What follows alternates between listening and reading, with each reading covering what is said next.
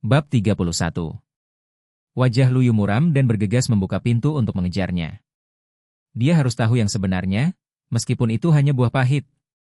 Dasar pecundang, apa gunanya mengusirmu? Apa kau lihat sendiri Zhao membawakanmu topi hijau? Kembali dan masak untuk kami. Ketika Liu Mei bereaksi dan berteriak di pintu, Luyu sudah pergi jauh. Luyu mengikuti Lin Musue sepanjang jalan dan mendapati bahwa Lin Musue benar-benar datang ke hotel, dan Zhao Yifan tampak sombong dan penuh kejahatan di alis dan matanya, menunggunya di pintu. Seperti serigala abu-abu besar yang mengincar domba cantik yang dikirim ke pintu. Dia ingin segera menyerbu. Melihat keduanya memasuki hotel, wajah Luyu pucat dan hatinya sedikit dingin. Mungkin, Lin Musue tidak pernah menyukainya. Pernikahan ini cacat sejak awal. Pembayaran sepihak Luyu saja tidak dapat membawa cinta sejati. Kalau begitu, mari kita akhiri saja. Seperti yang bisa Anda lihat dengan mata kepala sendiri, Luyu masih tidak menyerah. Bagaimana jika Lin Musue mundur dari jurang dan keluar dari hotel sekarang? Namun, Luyu menunggu lebih dari 1 jam dan tidak melihat Lin Musue keluar. Dia benar-benar tidak bisa menemukan alasan untuk menipu dirinya sendiri. Luyu merasa bumi berputar, dan rasa sakit yang merobek jiwa menyelimuti tubuhnya. Tinjunya menghantam dinding, dan darah mengalir keluar seketika, tetapi dia tidak merasakan sedikit pun rasa sakit. Beberapa hanya mati rasa. 5 tahun. Luyu melakukan semua yang dia bisa. Keluarga Lin menghina, memukul, dan memarahi. Mereka bisa menahannya. Mereka tidak peduli. Mereka hanya tersenyum untuk bohong Yan. Sekarang, dia harus mengakui bahwa dia benar-benar jatuh cinta pada Lin Musue, sepenuh hati. Dia pernah dengan naif berpikir bahwa jika dia tidak berdonasi, dia bisa menjaga awan tetap terbuka dan melihat bulan. Suatu hari, ketulusannya akan meluluhkan hatinya yang dingin. Namun, saat ini, semua kegigihannya hanyalah lelucon, seolah-olah ada retakan di hatinya dan air asam mengalir keluar. Hati seperti kematian, rasa sakit yang begitu hebat. Sialan. Tuhan sepertinya tahu apa yang diinginkannya. Petir menyambar langit dan hujan turun deras. Hujan membasahi wajah Luyu, bercampur dengan air mata, dan mengalir ke mulutnya. Baru kemudian ia menyadari bahwa hujan itu terasa pahit. Luyu meninggalkan hotel seperti mayat hidup dan duduk di atap sebuah bangunan untuk waktu yang lama. Ia benar-benar ingin melompat, tetapi ia memikirkan ibunya yang sakit parah, yang membuatnya jauh lebih tenang. Ya, ia punya tanggung jawab. Takdir itu seperti air, bunga mekar dan gugur seperti mimpi. Sudah saatnya mengakhiri sandiwara ini. Luyu menghela napas panjang dan pulang. Saat itu, Lin Musue sudah kembali. Kau benar-benar seperti anjing. Kamu akan tahu saat kembali makan malam. Masuk dan masak. Liu Mei duduk di sofa, menyeka kakinya dan berteriak. Tuangkan air cucian kakiku dulu. Luyu, tanpa ekspresi, berjalan mengambil baskom cucian kaki. Air cucian kaki yang berbau menyengat itu dituangkan ke kepala dan wajah Liu Mei, lalu langsung masuk ke kamar. Demi Lin Musue, aku sudah menoleransimu selama ini. Sekarang sudah benar-benar berakhir. Siapa yang masih mau berurusan denganmu? Oh, dasar sampah, kau tak ingin hidup. Keluar dari sini dan segera keluar dari rumah kami. Jijik dengan air cucian kakinya sendiri, Liu Mei mengumpat dengan marah, tetapi tidak berani bergegas masuk ke rumah. Kedinginan dan rasa dingin di antara alis dan mata Luyu sangat terasa. Liu Mei tidak bodoh. Tentu saja, dia tidak akan melawan. Pintu kamar mandi terbuka. Lin Musue baru saja mandi dan keluar. Melihat Luyu di kamar diam seperti patung, Lin Musue terkejut. Kau? Kapan kau pulang? Kenapa kau tidak mandi di hotel? Wajah Luyu tanpa ekspresi, mencibir dan menatap Lin Musue dengan jijik. Apa maksudmu? Wajah Lin Musue juga berubah muram, tampak sedikit marah. Bab 32. Tanyakan dengan jelas. Aku tidak mau bicara. Melihat Lin Musue, Luyu benar-benar ingin marah. Tapi sampai saat ini, hatinya tetap tenang. Kenapa? Itu selalu cinta tak berbalasnya sendiri. Wanita ini tidak pernah mencintainya. Bagaimana mungkin dia berbicara tentang pengkhianatan? Jelaskan. Lin Musue terkejut dan berkata dengan tergesa-gesa. Ada firasat buruk di hatinya. Yusue? Lu Yu menundukkan kepala dan berbisik. Mari kita bercerai. Saat ini, dia merasa lega. Apa? Kau? Apa yang kau katakan? Lin Musue sedang mengoleskan krim tubuh. Ketika dia mendengar itu, tubuhnya kaku, botol kosmetik di tangannya langsung jatuh ke tanah dan hancur berkeping-keping. Mari kita bercerai? Lu Yu berbisik. Lin Musue tampak bersemangat dan menatap bulu yang jatuh. Lu Yu, beri kau kesempatan untuk menyusun kata-katamu dan mengatakannya lagi. Mari kita bercerai. Lu Yu tampak lelah. Aku terlalu lelah, dan aku menunda uangmu yang banyak. Kau pantas mendapatkan yang lebih baik. Kau tidak mendapatkan imbalan apapun. Apakah kau harus menanggung perselingkuhan istrimu secara langsung? Kenapa? Lin Musue berteriak sambil menunjuk Lu Yu dan meraung. Aku tahu kau biasa-biasa saja dan tidak kompeten. Aku tahu kau rendah diri, itu masih bisa kutanggung. Tapi kau menyuruhku bercerai? Apa yang salah denganku, Lin Musue? Wajah Lu Yu berubah muram. Dia siap untuk mengumpulkan amarahnya, tetapi dia tidak bisa menahan amarahnya. Untuk pertama kalinya, kau dan Zhao Yifan pergi ke kamar hotel dan tidak kembali sepanjang malam. Aku memanggilmu. Bajingan itu yang menjawab. Kau berganti pakaian saat kembali di pagi hari. Bagaimana kau menjelaskannya? Baru saja kau dan Zhao Yifan pergi ke kamar hotel lagi. Aku menunggu di luar lebih dari 1 jam, tapi kau tidak keluar. Apa penjelasanmu? Setelah beberapa pertanyaan, Lu Yu melampiaskan kekesalannya, tetapi Lin Musue terkejut dan berubah menjadi marah. Aku ulangi, aku tidak ada hubungannya dengan Zhao Yifan. Selama 5 tahun, aku tidak membencimu, dan kau tidak percaya padaku. Aku begitu tak tertahankan di hatimu. Hampir seketika, mata indah Lin Musue memerah. Demi harga dirinya yang terakhir. Namun, ia mengertakkan giginya untuk menahan air matanya.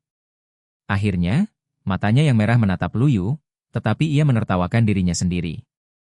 Senyumnya muram dan sedih. Aku Lin Musue yang buta. Aku akan lupakan saja untukmu. Pernikahan yang salah ini seharusnya sudah berakhir sejak lama. Kau yang menyerah duluan. Baiklah, Lu Yu, 3 hari lagi, kantor urusan sipil akan menceraikanmu. Sekarang keluar dari kamarku. Keluar. Mata Lu Yu redup dan dia berjalan keluar dengan kepala tertunduk. Hatinya seperti ditusuk pisau. Tapi rasa sakit yang lama lebih baik daripada rasa sakit yang singkat. Lebih baik memotong kekacauan dengan pisau yang cepat. Di kamar tidur, Lin Musue menutupi wajahnya dengan kedua tangan dan duduk di lantai bersandar di pintu. Tanpa sadar, dia sudah menangis. Air mata dingin mengalir di pipinya yang cantik, membentuk untayan seperti manik-manik dan terhubung menjadi garis-garis. Lu Yu mengenakan mantelnya dan meninggalkan tempat yang telah dia tinggali selama 5 tahun tanpa rasa nostalgia. Kali ini, orang tua Lin Musue tidak memarahi atau mengkritik. Jelas, Lu Yu dan Lin Musue bercerai. Mereka adalah penerima manfaat. Ketika Lin Musue menikah dengan keluarga kaya, mereka akan menjadi tuan. Sayangnya, pengalaman tragis Lin Musue belum berakhir. Rumah tua Lin. Lin Zhenglun, ayah dari keluarga Lin, dan keluarga putra sulungnya sedang makan malam. Huang Liang, menantu Lin Hai, tampak marah. Kakek, seperti yang kakek perintahkan, aku akan memberitahu Lin Musue untuk mengganti kerugiannya sebesar 5 juta. Dia tidak hanya tidak mendengarkanku, tetapi juga mengusirku. Kakek, harga diriku tidak berharga, tetapi dia menghina harga dirimu. Bab 33. Wajah Lin Zhenglun langsung berubah gelap. Cucu perempuanku dimanjakan oleh si pengecut itu. Dia tidak menghormati orang yang lebih tua dan sombong. Sudah saatnya dia didisiplinkan. Lin Lili tampak marah dan berkata, sepupuku sangat cantik sehingga dia tidak bekerja untuk keluarga dan menyalahgunakan dana publik. Kali ini kita harus dihukum berat. Kalau tidak, orang lain akan mengatakan bahwa keluarga Lin kita tidak punya aturan. Karena penampilannya yang cantik, dia terlalu banyak mencuri perhatian dari Xiao Lin Musue. Karena itu, Lin Lili cemburu pada Lin Musue sejak kecil, disengaja atau tidak disengaja. Biarkan dia mengganti kerugian grup Lin dan jadikan itu contoh. Lin Hai berkata dengan wajah muram bahwa ayah mertuanya kakinya patah karena ulah kakaknya Bao. Sekarang dia masih di rumah sakit. Bagaimana mungkin dia tidak membencinya? Kita harus menghabisi si Jalang Lin Musue. Ayah, manajer Liu dari grup Shengtian menyebutkannya kepadaku 2 hari yang lalu. Selama Lin Musue menemaninya berlibur, dia akan menandatangani pesanan senilai $200 juta dengan Lin. Huang Liang tersenyum licik. Dia bertanggung jawab atas penjualan grup Lin. Jika dia mendapatkan pesanan ini, dia akan mendapatkan komisi yang sangat besar. Manajer Liu adalah seorang pria tua gemuk berusia lebih dari 500 tahun dan telah lama mendambakan tubuh Lin Musue. Lin Zhenglun, pria tua itu, berbinar, tersenyum dan mendengus dingin. Dia harus pergi, mau atau tidak. Aku kakeknya. Aku yang bertanggung jawab. Ini juga cara untuk menebus kesalahanmu. Dengan pesanan ini, grup Lin telah membuat kemajuan lebih lanjut.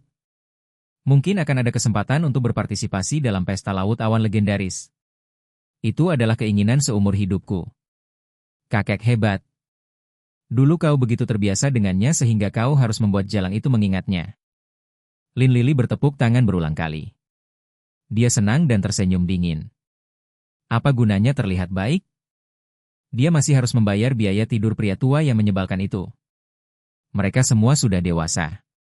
Tentu saja, mereka mengerti apa artinya seorang gadis muda menemani pria tua itu berlibur. Lu Yu kembali ke Villa Bishui dan tidak memberitahu ibunya tentang perceraian itu. Penyakit ibunya hanya ringan, tidak bisa dipancing. Kita akan membicarakannya nanti ketika ada kesempatan yang tepat. Keesokan paginya, NU Dao datang ke pintu villa tepat waktu untuk menjemput Lu Yu untuk jamuan makan. Butuh sekitar 1 jam bagi mobil untuk sampai ke rumah Paman Lei. Rumah Paman Lei dibangun di lereng bukit, meliputi area yang diperkirakan puluhan ribu meter persegi. Tempat ini penuh dengan hewan dan tumbuhan langka. Paviliun tepi sungai yang megah di dalamnya tampak seperti berada di istana kekaisaran, tetapi Lu Yu mengerutkan kening ketika melihat sudut tenggara halaman. Memasuki aula, seorang pria parubaya yang kekar dan berwibawa duduk di kursi kepala. Matanya berwibawa dan seluruh tubuhnya memancarkan aura superior. Lu Yu tahu bahwa pria ini adalah tuan ketiga Lei tanpa perlu diperkenalkan. Dia adalah penguasa Lautan Awan. Dia telah memimpin Lautan Awan selama beberapa dekade. Dia adalah pemimpin kota. Sulit dipercaya bahwa dokter ajaib yang dihormati oleh NU Dao masih begitu muda. Paman Lei mengamati Lu Yu, sedikit mengerutkan kening dan tersenyum dengan enggan. Terakhir kali dia ditipu oleh Liu Jinli dari rumah sakit rakyat, dia menjadi waspada terhadap semua dokter ajaib. Terutama, Lu Yu masih berusia awal 20-an. Dia tidak dapat diandalkan seperti Liu Jinli.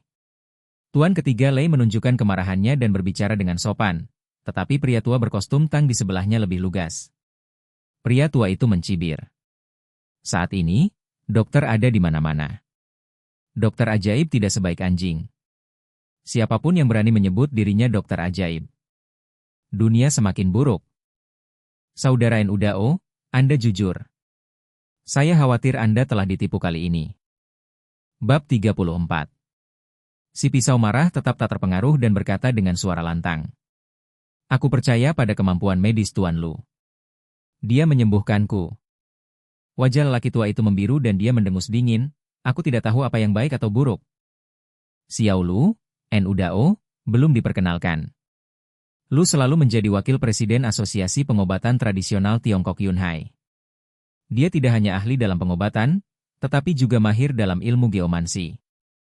Vegetasi dan feng shui di halaman rumahku dirancang sendiri oleh Lu Lao. Tuan Lei ketiga berputar-putar. Dia tidak ingin anak buah terbaiknya berkonflik karena orang luar. Dia sama sekali tidak percaya bahwa Lu Yu dapat menyembuhkan si pisau marah. Karena Lu Lao telah didiagnosis, dia mengatakan bahwa penyakit si pisau marah termasuk histeria dalam pengobatan tradisional Tiongkok, yang hanya dapat dikendalikan dengan istirahat dan tidak dapat disembuhkan sepenuhnya. Dibandingkan dengan Lu Lao, kemampuan medis Lu Yu hampir tidak ada artinya. Awalnya, Lu Yu diharapkan membantu mengatasi masalah istrinya. Sekarang tidak perlu lagi. Villa NU Dao bernilai lebih dari 200 juta. Bocah itu telah untung besar. Oh! Lu Yu mengangkat alisnya dan berkata sambil tersenyum. Pertanda geomantik di halaman Tuan Lei ketiga sangat bagus. Pohon jujube di pintu berpasangan dan halaman dikelilingi oleh bambu hijau. Sesuai dengan kalimat, Saya suka menanam jujube ganda di depan halaman, dan ada bambu hijau dan pepohonan di keempat sisinya. Setelah Lu Yu menyebutkan tata letaknya sendiri, Lu Tua terkejut dan berkata dengan bangga. Ya, sedikit wawasan. Paman Lei mengangguk. Sepertinya bocah itu memiliki dua keterampilan. Tidak heran dia bisa menipu pisau amarahnya. Karena tata letak Feng Shui seluruh halaman adalah tangan lamamu, mengapa sering terjadi kecelakaan di villa? Jika tebakanku benar, apakah disinilah kondisi Dao yang marah memburuk terakhir kali? Ada bau penyakit dan mimpi buruk di ruangan ini, menunjukkan bahwa seseorang sakit parah. Aku khawatir dia tidak akan pulih dalam waktu lama karena masalah Feng Shui ini. Kuaca. Tanpa menunggu jawaban Lu, pupil Paman Lei tiba-tiba menyempit, wajahnya berubah tajam, kayu kenari antik di tangannya remuk, dan dia tiba-tiba menatap Dao yang marah. Aku tidak mengatakan apa-apa. Dao yang marah berkata cepat. Dia terkejut dan tidak menyembunyikannya di matanya. Tuan Lu tidak hanya ahli dalam pengobatan, tetapi juga tahu Feng Shui? Paman Lei mengangguk, dan Dao yang marah tidak pernah berbohong padanya. Kemudian dia berkata dengan sopan dan menggunakan gelar kehormatan. Sejujurnya kepada Tuan Lu, ada beberapa pelayan di rumah besar itu yang terluka saat bekerja. Ada kebakaran lain kemarin. Terakhir kali si pisau marah jatuh sakit, itu benar-benar di rumah besar ini. Istriku sudah pingsan selama beberapa tahun. Apakah ini berhubungan dengan Feng Shui? Tentu saja. Lu Yu mengangguk dan melihat ke sudut tenggara halaman lagi. Kentut.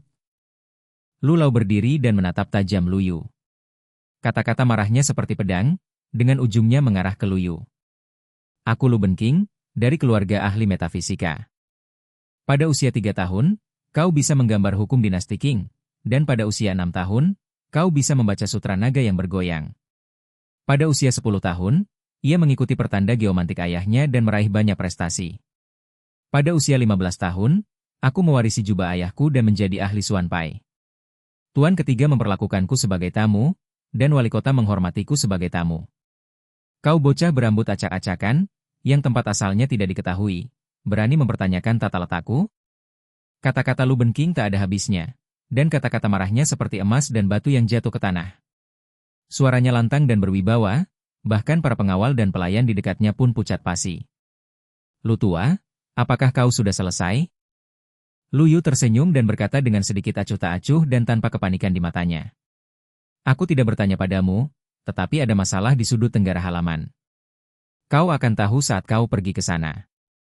Setelah mengatakan itu, Lu Yu menatap Paman Lei. Di sini, Paman Lei adalah orang yang memberi perintah. Aku percaya pada Tuan Lu. NU Dao masih memegang teguh pepatah lama, dan keyakinannya sangat kuat. Bab 35. Baiklah, terima kasih, Tuan Lu. Paman Lei menatap tajam pisau yang marah itu dan mengulurkan tangannya untuk menunjukkan jalan kepada Lu Yu. Hati-hati, kesialan keluar dari mulutmu. Anak muda, jika kau berlutut dan meminta maaf sekarang, aku bisa mengampuni nyawamu. Kau akan tahu bahwa rencanaku berhasil. Akhirmu pasti mengerikan. Lu Benking mengulurkan tangannya untuk menghentikan Lu Yu. Wajahnya pucat dan tampak terancam. Terima kasih atas kebaikanmu, tapi aku percaya pada penilaianku sendiri. Lu Yu mendorong lengan Lu Benking, memimpin dan berjalan menuju sudut tenggara halaman. Tuan ketiga Lei, NU Dao, dan anak buahnya mengikuti dari dekat. Saudara pengawal, kau bisa mencari beberapa sekop untuk menggali tanah. Ketika tiba di tempat itu, Lu Yu mengamati sekeliling, menemukan sebidang tanah tandus dan berbicara kepada anak buah Paman Lei. Beberapa orang segera membuka sekop militer dan mulai menggali. Wajah Lu Benking muram, dan kecurigaan yang mendalam terlintas di matanya. Bang! Tidak sampai beberapa menit kemudian, sekop itu menemukan sesuatu. Benar, ada sesuatu. Keluarkan. Tuan ketiga Lei mengangkat alisnya, terkejut sekaligus senang. Ia semakin percaya pada Lu Yu. Dua pengawal mengangkat sebuah guci gelap dari lubang dan begitu membuka tutupnya. Bau busuk langsung tercium. Di dalam guci itu terdapat lebih dari selusin koin tembaga berlumuran darah. Koin-koin tembaga itu berminyak dan tampak dilapisi semacam minyak. Minyak mayat, uang tembaga, membunuh orang di mana-mana. Seru Lu Yu dengan wajah penuh wibawa. Siapa yang begitu kejam dan mahir dalam Feng Shui dan geomansi? Minyak tubuh. Oh, kerumunan orang ketakutan dan mual pada saat yang bersamaan. Mereka ingin memuntahkan semua isi perut mereka. Tuan ketiga Lei telah mengalami pertempuran yang tak terhitung jumlahnya, tetapi giginya mulai bergetar tanpa sadar, dan ia merasakan hembusan napas dingin dari punggungnya. Meskipun Paman Lei kuat, ia hanyalah manusia biasa. Dan semua ini telah melampaui pemahaman orang biasa. Siram dengan darah anjing hitam, bakar di tempat, pindahkan ke tempat terpencil, dan bisa diangkat. Setelah mendapat instruksi hati-hati dari Lu Yu dan beberapa pengawal, dia menatap Lu Benking dengan penuh pertimbangan. Siapa yang melakukannya? Wajah Lu Benking sedikit berubah gugup, berpura-pura dipenuhi kemarahan yang benar dan meraung. Jika kau berani menghancurkan tata letak Feng Shui-ku, aku akan membunuhnya. Bukankah Lu tua itu seorang pencuri yang berteriak untuk menangkap pencuri? Lu Yu tersenyum dan berkata dengan penuh arti. Tiba-tiba, semua mata tertuju pada wajah Lu Benking. Dialah satu-satunya yang mengerti Feng Shui di seluruh rumah besar itu. Dialah yang paling dicurigai. Apakah Lu Benking benar-benar melakukannya? Mengapa dia melakukan itu? Kentut, bukti apa yang kau punya? Kau bicara omong kosong. Aku punya hubungan baik dengan Tuan ketiga Lei. Bagaimana mungkin aku melakukan hal seperti itu? Lu Benking melompat seperti orang gila dan berteriak. Kau pantas mati karena memprovokasi hubunganku dengan Tuan ketiga.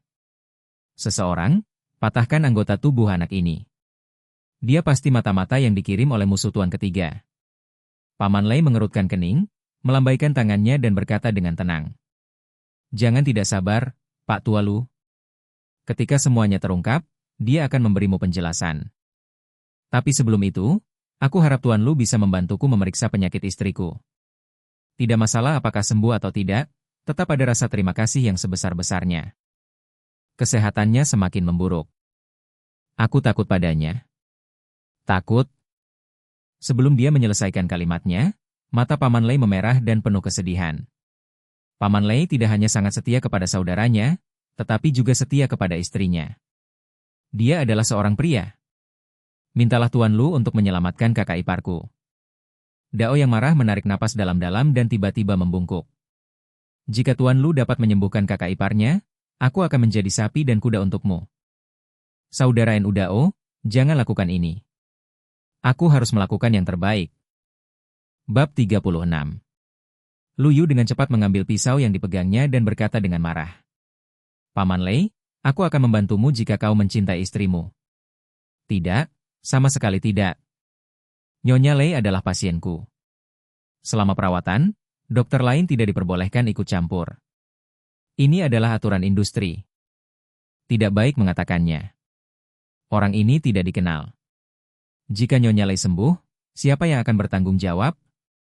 Wajah tua Lu Benking memerah dan hampir meneteskan air mata. Dia berkata dengan marah.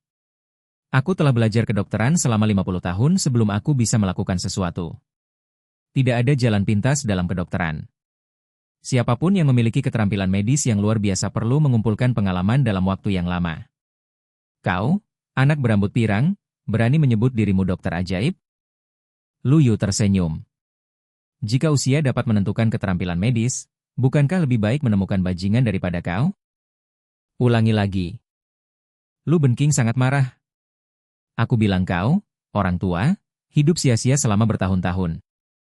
Nyonya Lei telah koma selama 3 tahun. Apakah ada cara untuk membangunkannya?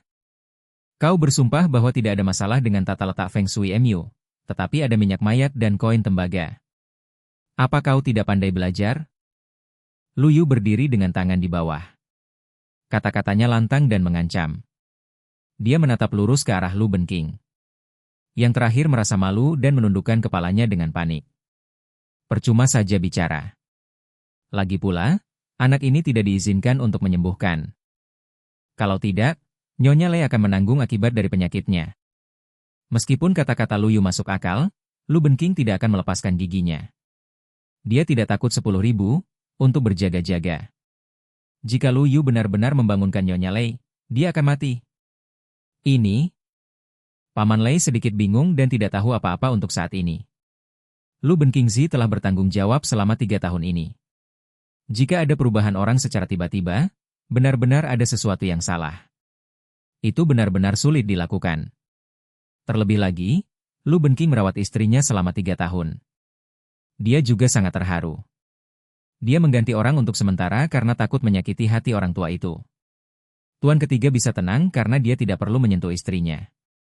Aku akan menggantungkan kain sutra untuk merasakan denyut nadinya. Jadi Lu tua tidak akan keberatan? Sepertinya dia tahu seluk-beluk Tuan ketiga Lei. Lu Yu berkata langsung sambil menatap Lu Benking dengan bercanda. Menggantungkan kain sutra untuk merasakan denyut nadi? Tuan ketiga Lei dan Lu Benking saling memandang. Wajah mereka tampak terkejut.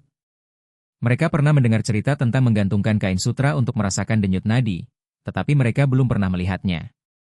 Alasan mengapa hal itu dikenal publik adalah karena muncul dalam serial TV perjalanan ke barat. Tentu saja. Selama kau tidak menyentuh pasien, tetapi aku menasihatimu bahwa Paman Lei adalah Raja Lautan Awan. Menipu dia tidak akan membawa hasil yang baik. Paman Lei tidak semudah itu dipermainkan. Reuben mengangguk dan tersenyum.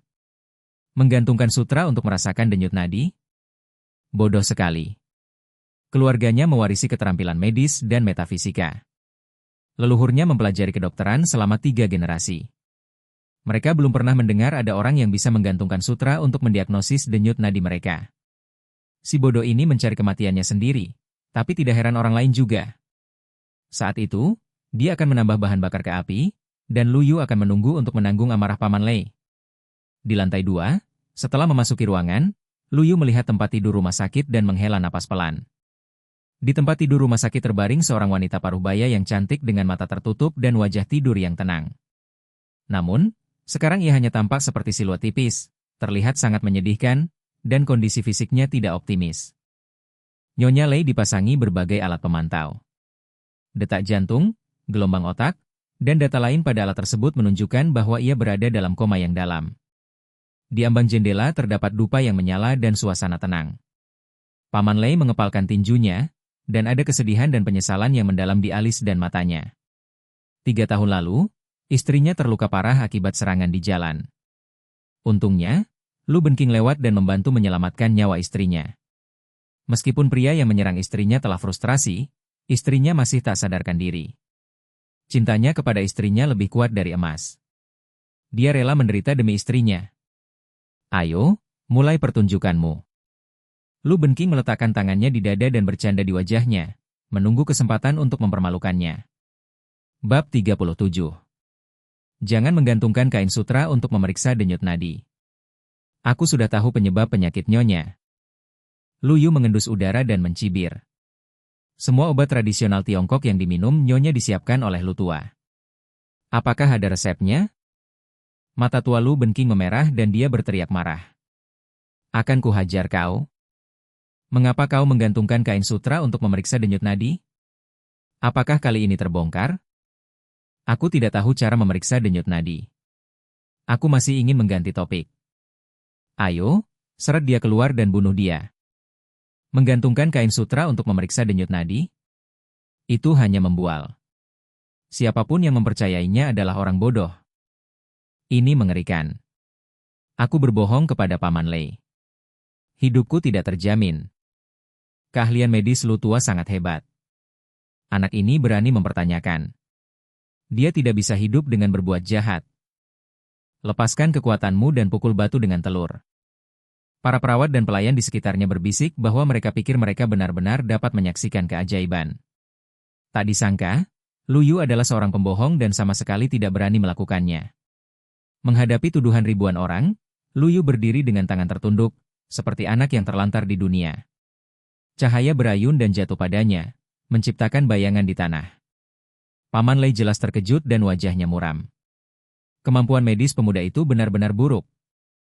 Sungguh suatu prestasi menemukan uang tembaga minyak tubuh di Lu Yu. Berikan sedikit uang untuk mengirimnya pergi. Pada saat yang sama, dia tersenyum pahit dalam hatinya. Dia tidak menyalahkan Lu Yu. Dia memiliki fantasi. Pengobatan Tiongkok, metafisika. Orang biasa dianggap jenius sepanjang hidup mereka. Pemuda ini berusia awal 20-an dan memiliki keterampilan Feng Shui yang luar biasa. Bagaimana mungkin dia memiliki obat ajaib pada saat yang sama? Sebenarnya, Yang menyiksa Anda bukanlah perasaan tak berperasaan siapapun, tetapi harapan yang selalu Anda miliki dalam fantasi Anda. Tuan Lu, ini resep yang diresepkan oleh Lu Benking. Dao yang marah datang dan menyerahkan resep itu kepada Lu Yu dengan tatapan tegas. Tuan Lu, saya masih percaya pada Anda. Terima kasih. Saat itu, Lu Yu sedikit terharu. Dia bergegas mengambil resep, melihatnya, mengangguk, dan tampak seperti yang diharapkan. Aku bisa pergi ke Mahle Gobi Mu. Lu Ben sangat marah hingga memarahi ibunya. Pisau pemarah ini memakan dari dalam dan luar. Apakah kau anjing tuan ketiga? Bagaimana kau bisa menjadi penggemar kecil bajingan itu? Udao, kau antar Tuan Lu kembali. Berterima kasihlah kepada Tuan Lu atas apa yang terjadi sebelumnya. Tolong jangan menolak uang ini. Wajah Paman Lei muram dan dia berhasil memaksakan senyum. Dia bahagia lagi. Dia melambaikan tangan dan salah satu anak buahnya mengeluarkan map check dan menyerahkannya kepada Paman Lei. Tuan ketiga, seperti yang kukatakan, aku tidak butuh apapun di luar diriku, dan aku bisa membangunkan istriku sekarang. Tepat saat Paman Lei menandatangani cek, Lu Yu tiba-tiba mengeluarkan suara dan tanpa percaya diri. Cukup. Sandiwara ini harus berakhir. Kau terus-menerus menggoda Paman Lei. Dia benar-benar tidak berani membunuhmu? Mata Lu Benking memerah dan berteriak marah. Sebenarnya, semuanya palsu. Dia menambah bahan bakar ke api di sini, hanya untuk membuat Paman Lei marah. Benar saja, wajah Paman Lei muram seperti tinta. Pemuda itu tidak tahu bagaimana menerima kebaikan. Jika Lu Yu tidak dihukum lagi dan menyebarkannya, orang lain akan berpikir bahwa dia tua dan berhati lembut. Tuan ketiga, dengarkan Tuan Lu selesai. Dao yang marah berdiri di depan Lu Yu. Matanya tegas dan berniat melindungi Lu Yu. Jika kau memelihara anjing ini, itu akan menjadi rumah orang lain. Lu Benking mendengus dingin dan sinis. Matikan dupa dan buka jendela untuk ventilasi. Dalam 10 menit, istriku akan bangun, kalau tidak aku akan menerima hukuman apapun. Kata Lu Yu dengan suara lantang. Dia menatap Paman Lei dengan tenang dan tidak menunjukkan sedikit pun kepanikan. Bab 38. Lakukan seperti yang dikatakan Tuan Lu. Mungkin ketenangan ini menular pada Paman Lei, dia mengangguk dan memberi perintah. Ini. Pak Tuan Lu berulang kali mengatakan kepada saya bahwa dupa tidak boleh dipadamkan selama 24 jam. Jika tidak, nyawa Nyonya Lei akan sulit dilindungi. Memadamkan dupa? Apakah seharusnya ada konsekuensi serius seperti itu? Perawat itu tidak bergerak. Dia menatap Lu Benking dengan saksama dan berkata, "Siapa tuanmu?" Wajah Paman Lei berubah muram. Pelayan dan perawat itu terkejut. Mereka segera bertindak, memadamkan dupa dan membuka jendela. Tidak, dupa tidak boleh dipadamkan. Tutup jendela dengan cepat. Lu Benking tampak seperti orang gila. Begitu dia mendorong pelayan itu pergi, dia akan menyalakannya kembali, seolah-olah yang dipadamkan pelayan itu bukanlah dupa, tetapi darah kehidupannya. Fungsi dupa hanya untuk menenangkan pikiran dan memadamkannya selama beberapa menit. Tidak masalah. Lu sedikit terlalu gugup. Lu Yu membuka pintu agar udara bersirkulasi lebih cepat. Jika ada sesuatu dalam kata-katanya. Mata Lei hanya menyipit, dan reaksi Lu Benking terlalu ganas. Aku akan pergi ke kudamu. Pisau marah menendang Lu Benking. Dia tidak mengerti rencana medis, tetapi sekarang dia mengerti. Ada hantu di hati lelaki tua itu. Lu Benking segera bangkit dan melarikan diri dengan tergesa-gesa. Sayangnya, dia ditangkap oleh pengawal tanpa sempat melangkah 2 langkah. Saat ini, Nyonya Lei menggerakkan jarinya, perlahan membuka matanya, dan matanya perlahan menjadi jernih. Ketika dia menoleh untuk melihat Paman Lei, matanya berkaca-kaca. Tuan ketiga. Shiruo. Paman Lei menggosok matanya. Dia tidak percaya semua yang ada di depannya dan menangis terseduh-seduh. Dia bergegas dan meraih tangan istrinya. Tubuhnya tidak bisa berhenti gemetar. Paman Lei telah gila karena kegembiraan. Dia menunggu lama dan akhirnya menunggu sampai hari ini.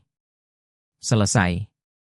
Lu Benking mengangkat kepalanya, bibirnya terkatup rapat, mata tuanya redup, dan 2 baris air mata berlumpur jatuh. Hati orang-orang tidak cukup kuat. Jika dia berhenti secepat mungkin. Sayangnya, tidak ada kata "jika" di dunia ini. Lu Yu. Tuanku tidak akan membiarkanmu pergi. Aku akan pergi duluan dan menunggumu di jalan Huangquan. Lu Benking menunjuk ke arah bulu pendaratan. Matanya penuh dengan kebencian. Dia tampak seperti orang gila. Tiba-tiba, mulutnya merintih, wajahnya menjadi kesakitan dan terdistorsi, dan akhirnya kepalanya terkulai, menyemburkan seteguk darah hitam dan mati. Lu tua? Lu Yu bergegas mendekat dan membalut pergelangan tangan Lu Benking. Setelah sekian lama, dia menghela napas. Ekstrak Tripterigium wilfordi disegel dengan darah. Seharusnya disembunyikan di dalam gigi. Lebih baik bunuh diri daripada mengungkapkan kebenaran. Kata-kata yang diucapkan Lu Benking pasti sangat kejam. Tuan Lu? Tuan ketiga Lei berbalik dan berlutut di depan Lu Yu. Tuan Lu menemukan koin tembaga minyak tubuh, menyelamatkan denyut nadi Lei, dan kemudian menyelamatkan nyawa istri saya. Lei tidak ingin membalas budi. Dia bersedia melayani Tuan Lu di masa depan. Tidak pernah, saya seorang dokter. Sudah menjadi kewajiban saya untuk menyelamatkan orang mati dan menyembuhkan yang terluka. Saya tidak bisa membalas budi Paman Lei seperti ini. Begitu wajah Lu Yu berubah, dia dengan cepat mengangkat Tuan ketiga Lei dan berkata dengan suara lantang. Saya tinggal di villa saudara NU Dao, yang cukup untuk mengimbangi kekuatan menyelamatkan orang. Saya tidak bisa serakah. Paman Lei tampak bersemangat, lengannya gemetar, Lu Yu membantunya, dan berkata dengan suara keras. Tanpa bantuan Tuan Lu, keluarga Lei kita pasti akan binasa. Sepanjang hidupnya, Lei selalu membedakan dengan jelas antara kebaikan dan kebencian, dan sekarang Tuan Lu tidak membiarkanku membalas kebaikannya. Bukankah dia menjebakku dalam ketidakadilan? Jika Tuan Lu tidak berjanji untuk menerimaku sebagai pelayan, aku tidak bisa berlutut. Kata-kata Paman Lei terdengar lantang dan tegas, tidak ada ruang untuk berbalik. Nyonya Lei juga berlutut ke arah bulu pendaratan tanpa mempedulikan tubuhnya yang baru sembuh. Terimalah aku sebagai pelayanmu, Tuan Lu. NU Dao berdiri dan berlutut di hadapan Lu Yu. Terimalah aku sebagai pelayanmu, Tuan Lu. Bab 39. Begitu suara pedang yang marah itu mereda, para pengawal dan pelayan di sekitarnya juga berlutut dan berteriak serempak. Terimalah saya sebagai pelayan Anda, Tuan Lu. Suara hormat itu seperti batu besar yang jatuh ke laut, menimbulkan ribuan gelombang. Bergema di seluruh aula untuk waktu yang lama. Ini? Lu Yu tampak bingung dan berpikir lama sebelum ia maju untuk membantu Paman Lei lagi. Nada suaranya solemn. Tuan ketiga, jika Anda tidak keberatan, hubungan persaudaraan kita setara. Tidak ada perbedaan antara tuan dan pelayan. Jika Anda tidak setuju, saya akan segera pergi. Lu Yu tahu bahwa ia adalah orang yang berpengaruh. Tuan ketiga Lei bertanggung jawab atas lautan awan, hitam dan putih. Hubungan mereka saling terkait dan tak terpisahkan. Ia tidak memiliki kemampuan untuk mengatur dan tidak ingin khawatir. Lagi pula, ia dulunya biasa-biasa saja. Jika tiba-tiba ia memperoleh keterampilan medis yang luar biasa, ia pasti akan menimbulkan kecurigaan orang lain. Pohon besar menarik angin, dan angin menggoyangkan pohon. Orang-orang dipanggil dengan nama besar dan kehilangan orang-orang. Keluarga Lu hancur karena ini. Dia harus tetap rendah hati. Baiklah, kau akan menjadi saudaraku di masa depan. Semua harta Lei bisa dibagi dua untuk Tuan. Paman Lei berdiri dan menatap anak buahnya dengan wajah serius. Di masa depan, perintah Tuan Lu adalah perintahku. Semua orang harus mematuhinya, atau jangan salahkan aku jika aku bersikap kejam. Semua orang di sekitar terkejut. Paman Lei memiliki kekuatan dan aset yang besar senilai 10 miliar. Tuan Lu akan makmur di masa depan. Ada sesuatu yang tidak diketahui tentang NU Dao. Aku ingin bertanya pada Tuan Lu. Pisau yang marah menggaruk kepalanya dan berkata dengan sedikit ragu. Mengapa Nyonya Rei bisa bangun ketika dupa padam? Apa yang salah dengan resep bajingan itu? Tanpa menunggu jawaban Lu Yu, Paman Lei menyalahkan dirinya sendiri di depan wajahnya. Dupa itu beracun. Dulu aku pernah mengirim seseorang untuk membawa dupa ke rumah sakit untuk diperiksa dan terbukti tidak beracun. Setelah itu, aku sepenuhnya mempercayai Lu Benking. Aku masih meremehkan musuh. Lu Yu mengambil dupa yang sudah padam dan berseru. Paman Lei tidak perlu menyalahkan dirinya sendiri. Dupa ini terbuat dari tembakau dari wilayah barat. Tidak beracun, tetapi membuat orang tenang dan berkonsentrasi. Resep Lu Benking untuk Nyonya Lei mengandung bahan obat yang disebut dingin teng, yang tidak beracun. Tembakau mie dicampur dengan tanaman merambat dingin tetapi itu berubah menjadi racun mematikan, membuat orang pingsan dan perlahan-lahan menjadi seperti sayuran. Sungguh unik. Begitu suara itu berhenti, ruangan langsung hening. Semua orang saling memandang dan merasa tak percaya. Cara peracunan ini belum pernah terdengar dan mengerikan. Teknik yang tak terbayangkan seperti itu masih bisa dilakukan oleh Tuan Lu. Semua orang mengagumi kemampuan medis Lu Yu. Keluarga Lei berhasil lolos dan istrinya telah sadar. Tentu saja, ini patut dirayakan. Paman Lei memerintahkan pelayan untuk menyiapkan pesta, lalu mengajak Lu Yu dan yang lainnya ke aula untuk minum teh dan mengobrol. Setelah beberapa menit, Lu Yu mengetahui seluruh cerita. 3 tahun lalu, Nyonya Lei diculik oleh sekelompok orang. Mereka ingin Nyonya Lei meracuni tuan ketiga. Tentu saja, Nyonya Lei tidak menurut. Dia terluka parah dan pingsan akibat serangan mereka. Lu Benking juga salah satu dari mereka.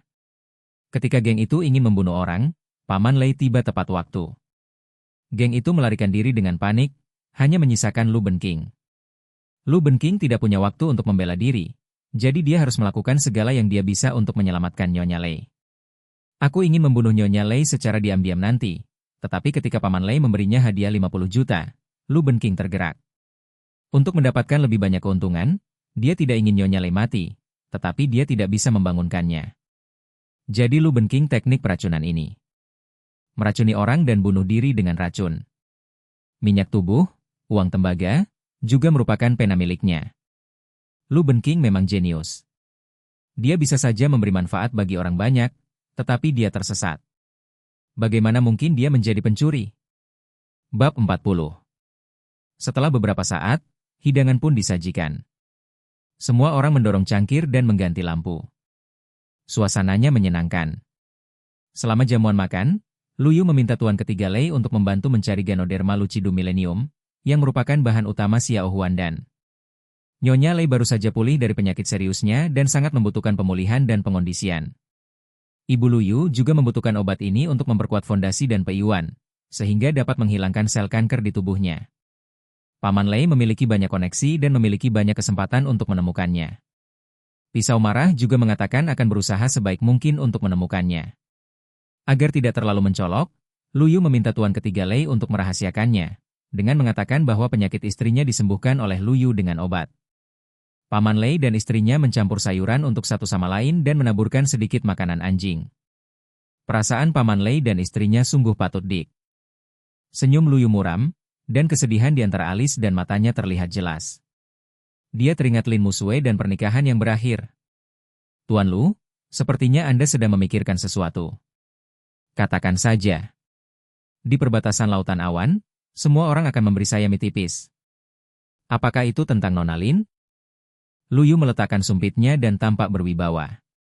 Seseorang telah membantu bibi saya membayar sewa, dan beberapa orang membayar biaya pengobatan yang mereka hutangkan. Agak aneh. Lu Yu mengangguk dan mengatakan sesuatu tentang pengkhianatan Lin Musue. Udao, periksa sekarang dan berikan hasilnya kepada Tuan Lu secepat mungkin. Paman Lei menyesap anggur dan berkata dengan penuh arti. Meskipun kemampuan medis Tuan Lu luar biasa, dia terlalu muda. Sekali dia melewatkan sesuatu, itu akan menjadi masalah seumur hidup. Tubuh Lu Yu membeku dan tersenyum pahit. Kata-kata Paman Lei sangat masuk akal, tetapi dia tidak bisa menerima pengkhianatan Lin Musue.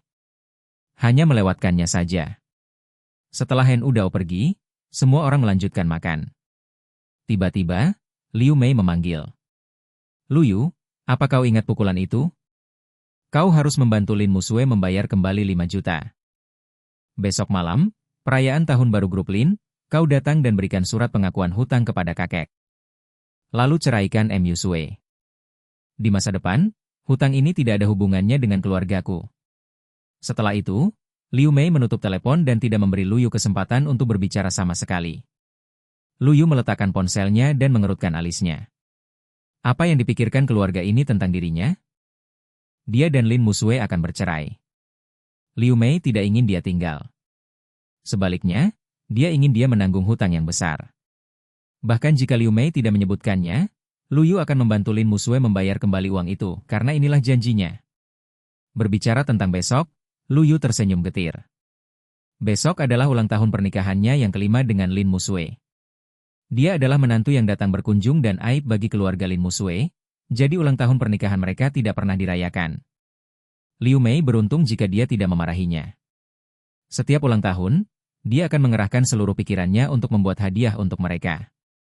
Meskipun dia tidak peduli setiap kali, itu mencurahkan seluruh perasaan Lu Yu ke dalamnya. Pembayaran tanpa henti hanya untuk ketidakpedulian dan pengkhianatan. Sekarang pikirkan, aku telah membayar selama 5 tahun, seperti anjing yang menjilat. Namun, itu tidak masalah. Semuanya sudah berakhir. Ironis sekali bercerai di hari ulang tahun pernikahan. Tuan Lu, ini 100 juta. Ambil dulu. Paman Lei menyerahkan cek dan tersenyum. Pria tidak bisa hidup tanpa uang sepanjang hari. Sulit untuk merasa tanpa uang. Teriakan Liu Mei begitu menusuk sehingga dapat terdengar di seluruh ruang makan. Paman Lei tahu kesulitan Lu Yu. Lu Yu dengan cepat melambaikan tangannya dan sedikit malu. Paman Lei, ini terlalu banyak. Saya hanya butuh 5 juta. Saya ingin mengembangkan obat baru. 5 juta adalah investasi Anda. Menjadi pandai besi haruslah sulit. Tidak ada yang bisa membantu Anda selamanya. Anda harus memiliki kekuatan sendiri. Dia mewarisi puluhan ribu resep kuno dalam pikirannya, yang memiliki efek ajaib pada penyakit tertentu. Jika diproduksi massal, menghasilkan uang bukanlah masalah. Mereka yang berdiri sendiri akan tetap berdiri, dan mereka yang membantu diri sendiri akan dibantu oleh surga.